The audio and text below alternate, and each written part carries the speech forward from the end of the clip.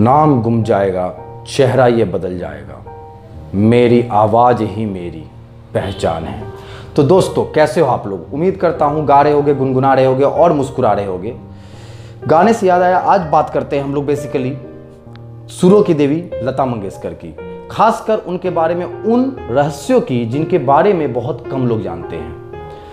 Obviously मैं भी नहीं जानता था, मैंने भी कहीं से रिसर्च किया, कुछ पता किया, कुछ पढ़ा, कुछ लिखा और कुछ देखा भी, और वहाँ से पता किया कि अच्छा ये कुछ रहस्य हैं जो लता मंगेशकर के बारे में आपको भी जानना चाहिए। जैसे फॉर एग्जांपल, क्या आपको पता है कि सिंगर्स को गाना गाने के बाद रॉयल्टी मिलती है? नहीं। लाइक गाना गाते समय तो पैसा मिलता है, बट उसके बाद जब वो गाना गा लेते हैं तो उसके बाद जब भी कहीं सीडी या सीडीज़ बिकती है या ओटीटी पे या फिर कहीं पे कोई डाउनलोड करता है तो क्या उस समय उन्हें रॉयल्टी मिलती है? नहीं। दूसरी बात कि अगर मिलती है तो ये किसने शुरू किया? ऑब्वियसली आप लोग समझ गए होंगे कि हाँ, किसने शुरू किया, क्योंकि ऑब्वियसली लता मंगेशकर के बारे में बात कर रहे हैं। लेकिन पहले ऐसा नहीं होता था, केवल गाना गाने के बाद पैसा मिलता था, रॉयल्टी नहीं मिलती थी।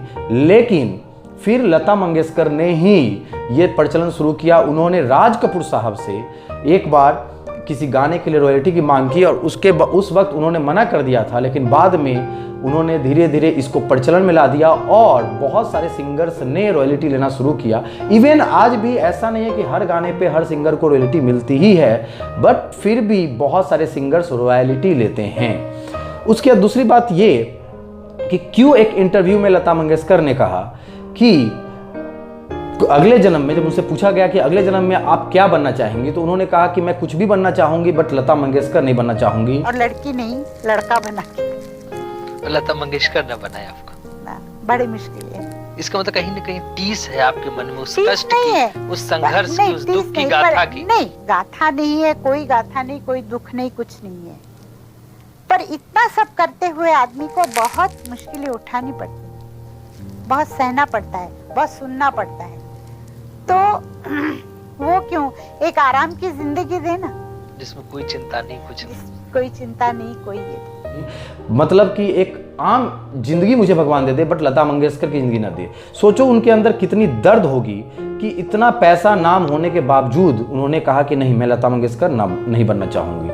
एक्चुअली इसके पीछे भी कुछ रहस्य हैं। और इससे पहले कि इसका खुलासा करें, एक बात और, क्या आप जानते हैं कि आनंद घन एक जो नाम है, जो मर्द का नाम है, वो लता मंगेशकर का ही नाम है?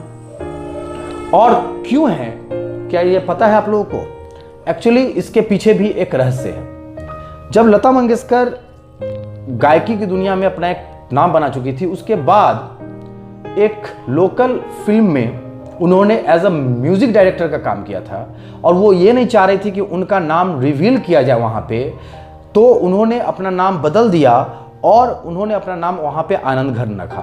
बट हुआ ये कि वो जो गाना था वो उस उस रीजनल फिल्म में हिट कर गई और उन्हें किसी फिल्म समारोह में पुरस्कृत करने के लिए स्टेज पे बुलाया गया।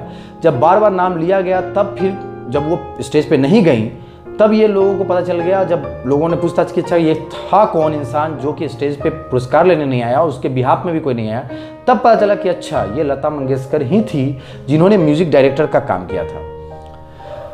दूसरी बात, लता मंगेशकर ने शादी क्यों नहीं की? हुआ यूं, ये भी एक तथ्य है जो कि ये शायद बहुत लोगों ने सुना है, जाना है।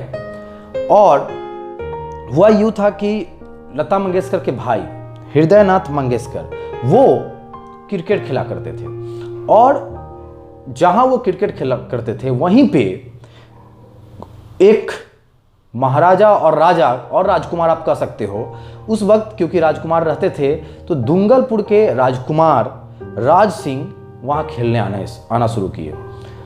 धीरे धीरे उन दोनों में दोस्ती हुई, फिर उस राजकुमार का इनके घर पे आना जाना शुरू हुआ, तब ये दोनों अच्छे दोस्त बन गए और आगे चल के ये दोनों काफ़ी नज़दीक आ गए। बट प्रॉब्लम तब हुई जब इन्होंने घर में अपने घर वालों से बात की। इनके तरफ से इनके पिताजी थे नहीं, तो लता मंगेशकर के तरफ से कोई रोकने वाला था नहीं, क्योंकि यही एक बड़ी बहन थी, तो इनको कोई रोकने वाला था नहीं। बट प्रॉब्लम हो गई राज सिंह के घर से। उनके यहाँ उनके जो पिता थे वो इस बात पे पूरे के पूरे अगेंस्ट हो गए कि एक नॉन रॉयल फैमिली से मैं अपने बेटे की शादी नहीं कर सकता। मेरे घर में जो बहू आएगी वो रॉयल फैमिली की आएगी। और इसी बात पे दोनों ने ताज जिंदगी शादी नहीं की। एक भरोसा था, चाहे जो भी एक बॉन्डिंग आप कह लो, दोनों एक अच्छे दोस्त थे, मिलते थे, जुलते थे, बात करते थे, बट दोनों ने शादी नहीं की और दोनों ऐसी ही लाइफ खत्म कर कर और दुनिया को अलविदा कह गया। तो ये सब कुछ तथ्य थी। एक बात और शायद आप लोग को बहुत कम को पता हो कि लता मंगेशकर ने अपने लाइफ में एक्टिंग भी काफ़ी दिन तक की थी, बट वो शुरुआत के दिन थे और लता मंगेशकर को एक्टिंग थोड़ी भी पसंद नहीं थी। बट चूंकि वो फैमिली की एक मेन अर्निंग मेंबर थी तो मजबूरी था उनका कि हाँ वहाँ एक्टिंग से ही उनको पैसा मिलता, क्योंकि उन्हें एक बार रिजेक्ट कर दिया गया था ये कहकर कि आपकी आवाज़ बहुत पतली है। बट किसे पता था कि वैसे वैसे डायरेक्टर्स को कल होकर उनके गेट के बाहर साइनिंग अमाउंट लेकर खड़ा रहना पड़ेगा और शायद तब भी उन्हें डेट्स न मिले। तो ये कुछ अनसुलझे रहस्य थी जिनके बारे में हम लोग मतलब जानते भी हैं और नहीं भी।